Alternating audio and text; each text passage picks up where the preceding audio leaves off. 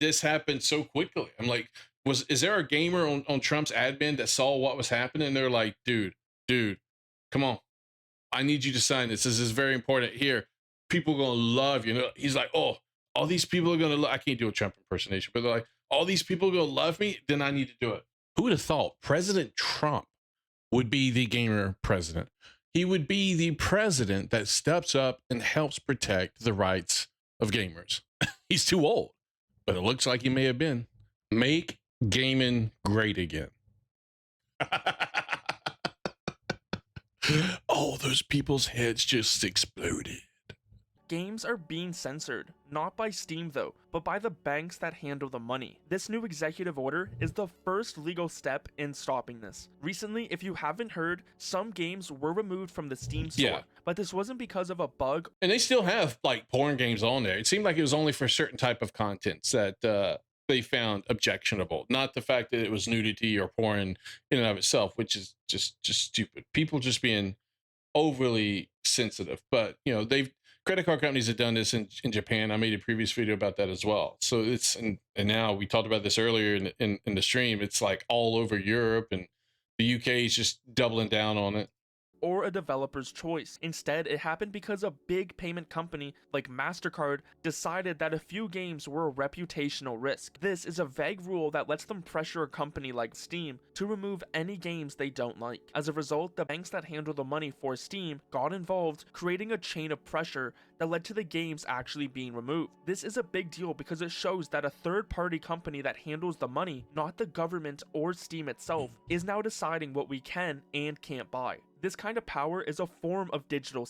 Yeah, when you have banks or even credit card companies with power to tell you what you can and can't buy, that's very worrisome for the future. What's to say that they don't find something else objectionable and they say, okay, well, you can't as a business sell this, or you can't as an individual buy this. That's a power that honestly nobody should have. Censorship, and it's especially concerning since a new rule was recently added to Steam's guidelines that gives them the power to remove content that may violate the rules and standards set forth by our payment processors. The thing is, the Steam situation is just one example of a much bigger problem. It's part of a growing trend of these payment companies censoring or even debanking anything they don't like. Debanking? But they're okay with OnlyFans.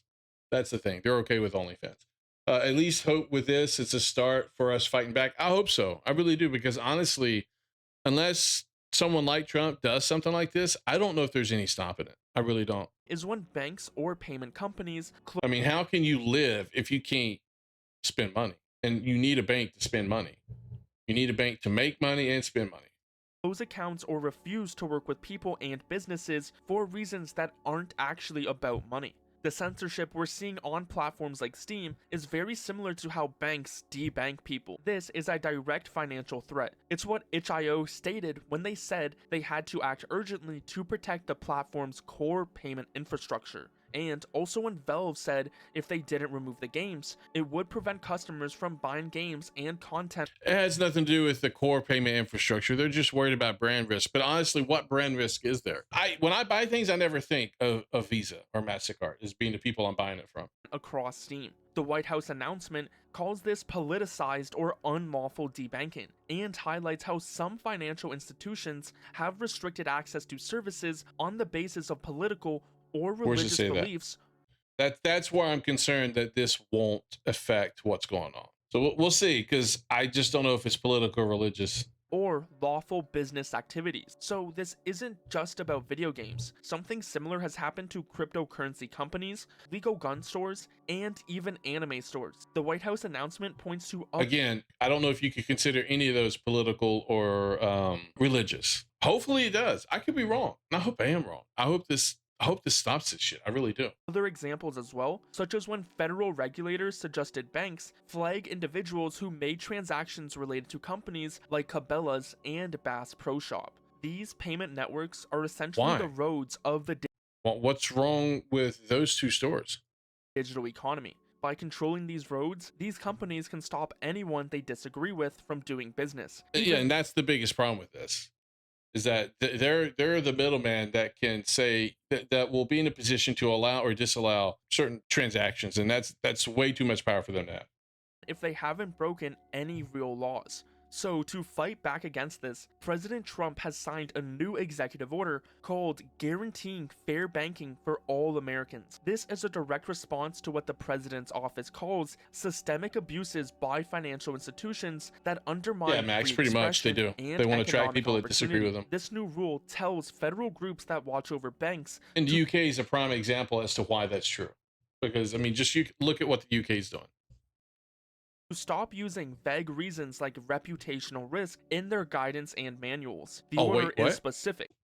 Within 180 days of the date of this order, each appropriate federal banking regulator shall, to the greatest extent permitted by law, remove the use of reputation risk or equivalent concepts. See, okay, now this right here, if it this may be what helps right here, because this is what they've been arguing all along. Stating that regulators must remove the use of reputational risk or equivalent concepts that could result in politicized or unlawful debanking. From now on, banks must make their decisions based on clear financial reasons. The order also directs federal banking regulators to review banks for any past or current policies that encourage politicized or unlawful debanking and to take action, This is really including quiet, right? charging a fine. The ultimate goal of this order, as stated by the White House, is to ensure I can speed it up for you if you want to speed it up. that no American should be denied access to financial services because of their beliefs, affiliations, or Oh, you didn't mean the video, did you?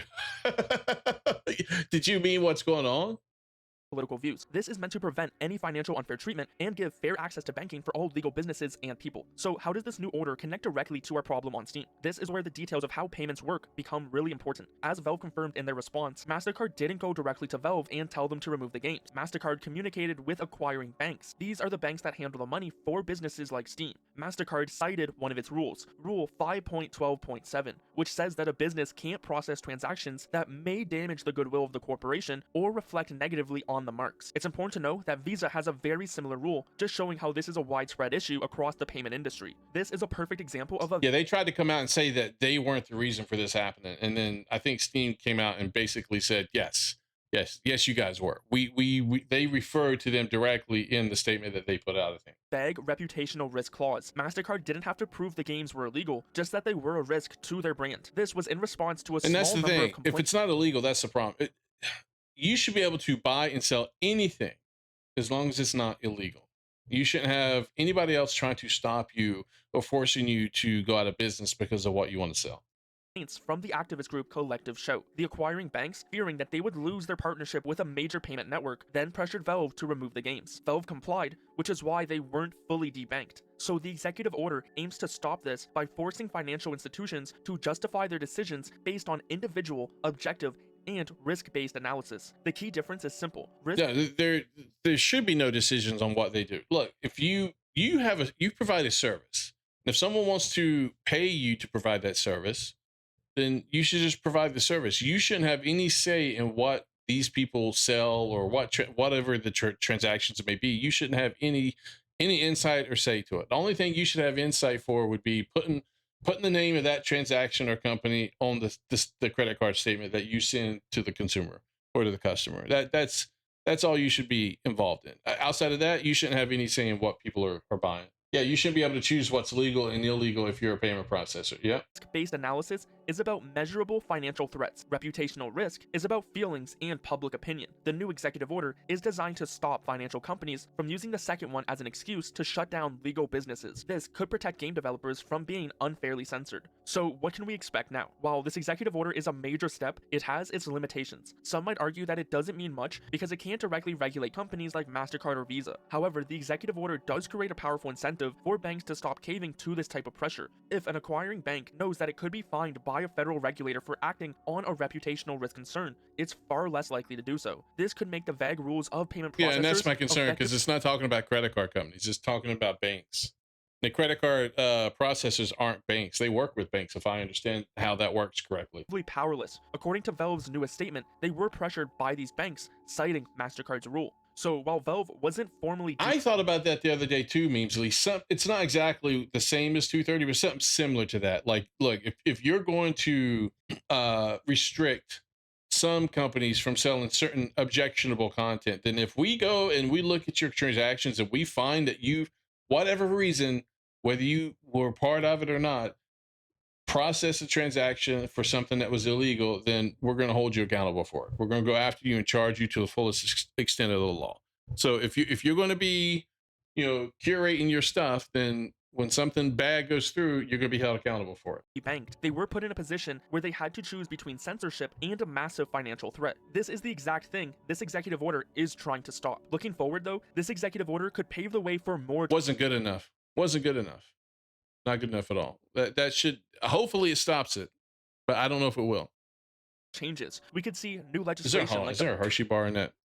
Looking forward, though, this executive order could pave the way for more changes. I didn't see a Hershey bar. Man, Hershey bar right now would be so good.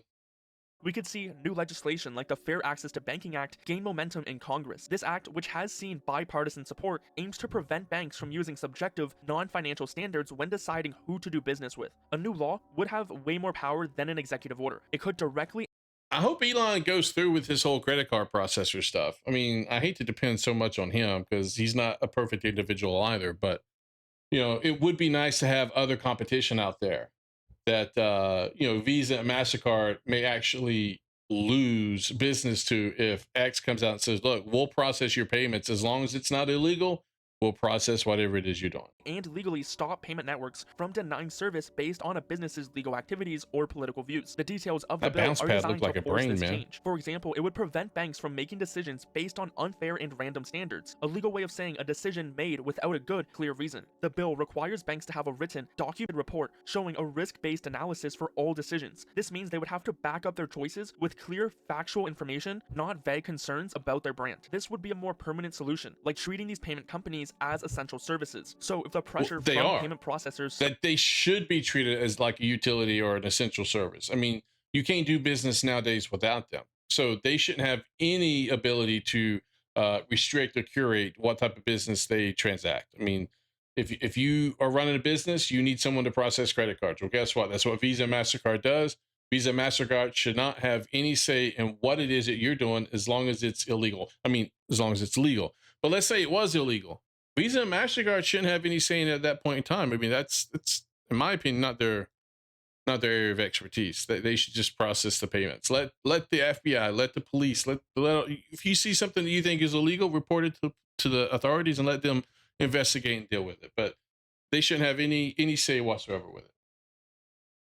Start to disappear, the new rule on Steam would become unnecessary and could pave the way for return to a more hands-off content policy on the platform. So although the fight to stop censoring games is not over yet, there are some signs it might not. Yeah, well, the Visa, MasterCard, and PayPal should become public utilities. They are involved in so many transactions. They are almost, well, no, not almost. They are vital to any business doing business, essentially. Yeah, they're clearly going beyond their Call of Duty Max. You're correct. Yeah, good video. So I saw that they were doing this. My fear was just because they stipulated some of it with religious and political, that it wouldn't fix this, but we'll see. Hopefully it does. I'm just kind of surprised that this happened so quickly. I'm like, is there a gamer on Trump's admin that saw what was happening? They're like, dude, come on. I need you to sign this. This is very important. Here, people are going to love you. He's like, oh, all these people are going to, I can't do a Trump impersonation, but they're like, all these people are going to love me. Then I need to do it. So I'm hoping that's what happened. That's why, that's why this got done so quick. Cause I'm not used to the government kind of doing things and passing things so quickly. That usually does not happen. Of course, it's an executive order, which is why it happened so quickly, which is sad, man. To get anything done in our government nowadays, it has to be an executive order because you can't get shit past legislation except for a continuing resolution, which is only being done so that the government stays open and these people continue to get their paychecks. Must have been one of the Doge dudes. Yeah, quite possibly, man. I wouldn't be surprised. Elon or the Doge dudes. Most likely Doge, because I don't think Elon's talking to Trump anymore. They had a falling out. Trump's son, maybe.